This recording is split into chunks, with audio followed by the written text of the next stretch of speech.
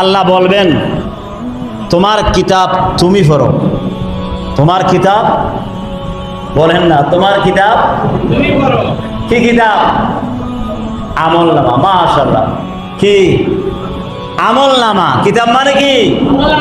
আমলনামা। মহান রব্বে জুল জালাল কিয়ামতের কঠিন দিনে সকলকে বলবে, শুধু আমাকে নয়, আপনাকে নয়, রাষ্ট্রপতিকে নয়, প্রধানমন্ত্রীকে নয়, মন্ত্রী মিনিস্টারকে নয়, রাজা মহারাজাকে নয়, সবাইকে বলবে, রব্বে জুল জালাল নির্দেশ দেবে, হুকুম করবে, ইকরা কিতাবাক, তোমার কিতাব তুমি পড়ো, তোমার আমলনামা তুমি পড়ো। কাফা বিনাফসিকাল ইয়াউম আলাইকা হাসিবা। আল্লাহ রাব্বুল আলামিন বলেন,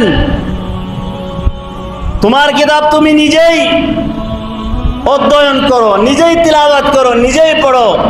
তোমার নিজের বিরুদ্ধে হিসাব নিকাশকারী হিসাবে তুমিই যথেষ্ট। সুবহানাল্লাহ। কিয়ামতের কঠিন দিনে, কঠিন সময়ে আল্লাহ সুবহানাহু ওয়া তাআলা বলবেন, এই কিতাব, এই আমলনামা তুমি পড়ো।